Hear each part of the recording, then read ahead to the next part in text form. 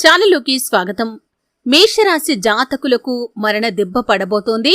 November 15 సాయంత్రం 5 గంటల తర్వాత మీ జీవితంలో ఊహించని సంఘటన జరగబోతోంది. ధైర్యం ఉంటేనే వీడియో చూడండి.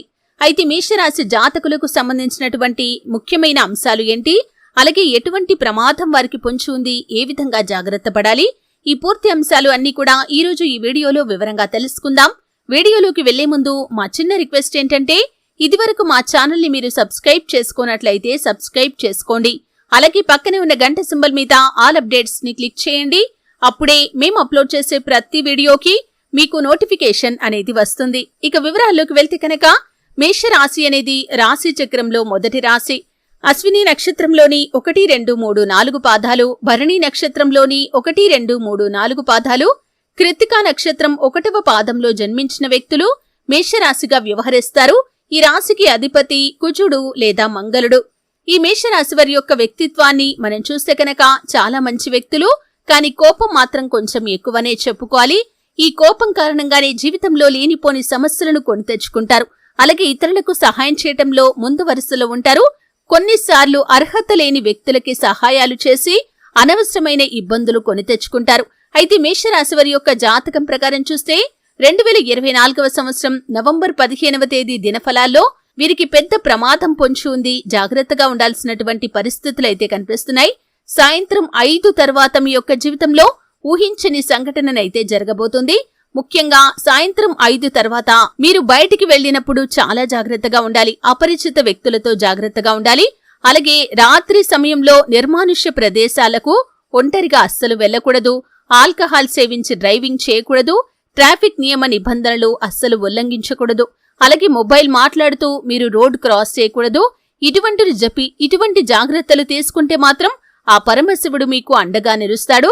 అలాగే మీకు పొంచి ఉన్న ప్రమాదం నుండి కాపాడమని ఆ పరమశివుణ్ణి ఖచ్చితంగా వేడుకోండి. ఈ యొక్క నవంబర్ 15వ తేదీ కార్తీక పౌర్ణమి కూడా, కాబట్టి ఈ రోజుకు చాలా విశిష్టత ఉంటుంది. ఆ శివారాధన అలాగే విష్ణు ఆరాధన మీకు శుభ ఫలితాలను ఖచ్చితంగా ఇస్తుంది. మీకు పొంచి ఉన్న ప్రమాదం నుండి మిమ్మల్ని కాపాడమని ఆ పరమశివుణ్ణి వేడుకోండి.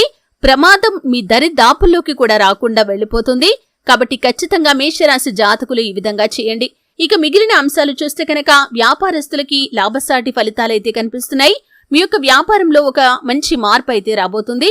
వినియోగదారులను ఆకర్షించే విధంగా కొన్ని మార్పులు చేర్పులైతే మీరు చేయబోతున్నారు. అలాగే వినియోగదారులను ఖచ్చితంగా ఆకర్షించగలుగుతారు. వారి నుండి ఒక గుడ్ న్యూస్ వినే అవకాశాలు కూడా కనిపిస్తున్నాయి. అలాగే ఈ యొక్క మేషరాశికి చెందినటువంటి ఉద్యోగస్తులు ఎవరైతే ఉన్నారో, మీ ఉద్యోగ జీవితంలో మీరు కొన్ని ఒడిదుడుకులు సమస్యలు ఎదుర్కోవాల్సి రావచ్చు. కాబట్టి ఈ విషయంలో చాలా జాగ్రత్తగా ఉండాలి.